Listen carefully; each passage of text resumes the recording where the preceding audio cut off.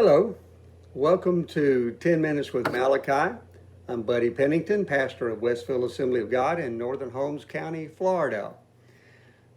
This is lesson number 3, part number 2 of our study of the Old Testament book of Malachi.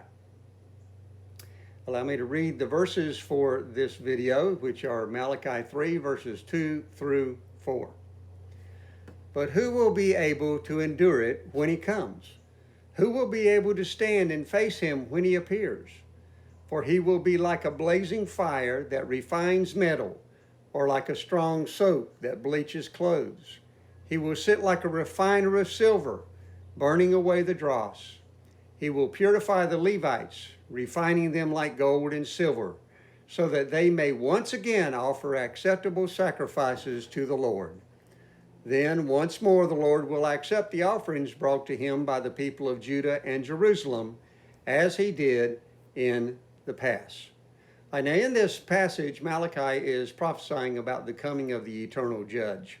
This judge is going to be so powerful and have so much of authority that Malachi asks the questions, who will be able to stand and face him when he does appear? Now, it is my opinion that Malachi was trying to get the people to, especially the priests, to understand that the eternal judge will be able to identify and discern any and every sin that the priests are making and also that the people themselves are making. Now, the priests were guilty of offering improper sacrifices to God in their times of worship, but the people themselves were guilty of bringing those improper sacrifices, and their sins didn't stop there. They were guilty of everything from having hard hearts that resulted in divorces to questioning the justice of God. Now Malachi is letting them know that when the judge arrives, he doubts that anyone is going to be able to stand before him in innocence. Now, then he gives a couple of analogies to explain what he is talking about the judge will do upon his revival. He will purify the people like a refiner of precious metals. Now, gold and silver are made pure by subjecting the metal to extreme temperatures by fire. Now, the fire heats the solid metals to the point of melting, and then anything that is not gold or silver is burned and floats to the top of the pot of the molten metal.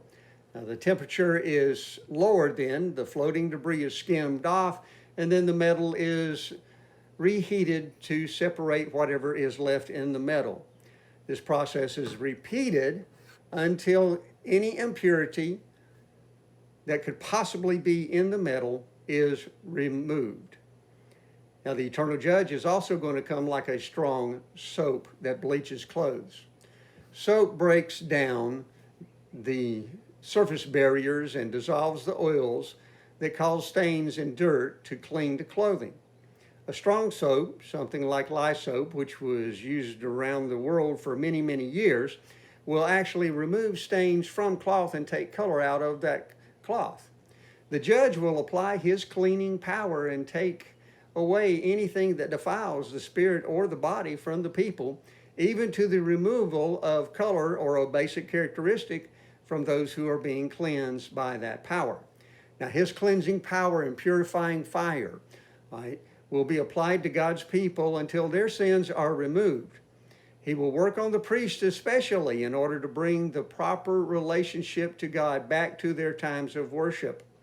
When the priests are offering the correct sacrifices again, then God will accept those sacrifices and accept the priests and the people and bless them once again as he did in the past. Now, we can find this same process of spiritual cleansing being applied to the New Testament church in order to keep the people who are disciples of Jesus Christ living lives that are based on the foundation of the gospel about Jesus. Now, according to 1 Corinthians chapter 3 and 1 Peter chapter 1, the works and the faith of the believers of the New Testament are going to be tried and tested like gold and silver are refined by fire. Now, allow me to read those two passages for you. 1 Corinthians 3, verses 10 through 13 from the King James Version. According to the grace of God, which is given unto me, as a wise master builder, I have laid the foundation, and another buildeth thereon. But let every man take heed how he buildeth thereupon. For other foundation can no man lay than that is laid, which is Jesus Christ. Now if any man build upon this foundation, gold, silver, precious stones, wood, hay, stubble, every man's work shall be made manifest, for the day shall declare it, because it shall be revealed by fire, and the fire shall try every man's work of what sort it is. Now, Paul is writing to the Corinthian church, and he's letting them know that everything that they are doing as followers of Jesus Christ is going to be tested, and it's going to be refined and tried by the fire of God. 1 Peter chapter 1, verses 3 through 7 also approaches the concept of being tested in our faith as fire tries metal. Let me read that for you. Blessed be the God and Father of our Lord Jesus Christ, which according to his abundant mercy hath begotten us again unto a lively hope by the resurrection of Jesus Christ from the dead, to an inheritance incorruptible and undefiled, that fadeth not away, reserved in heaven for you.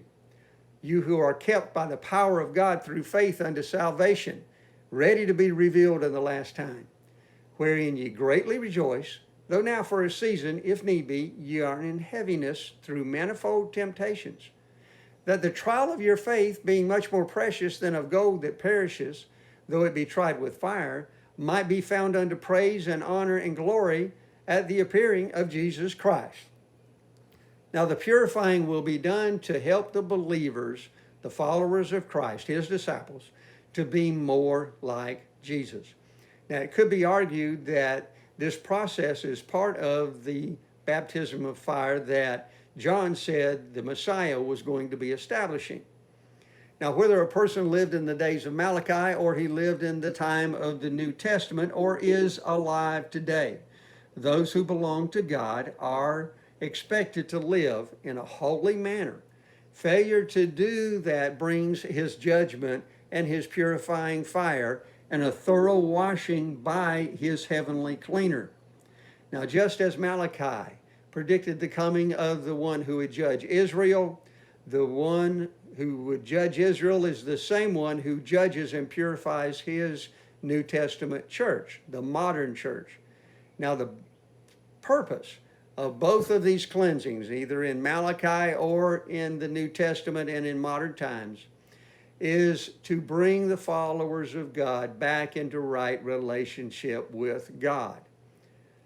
So don't think it's strange or unusual if God applies his purifying fire and his cleaning heavenly power to your life, because he wants you to live in a right relationship with him.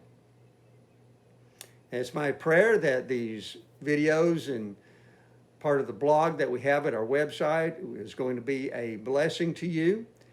Allow me to encourage you to subscribe to my YouTube channel. Also visit our website, westvillag.org. There you will find notes from these video lessons and also notes from our Sunday morning worship service messages. May God richly bless you until the next time that we get together for 10 Minutes with Malachi.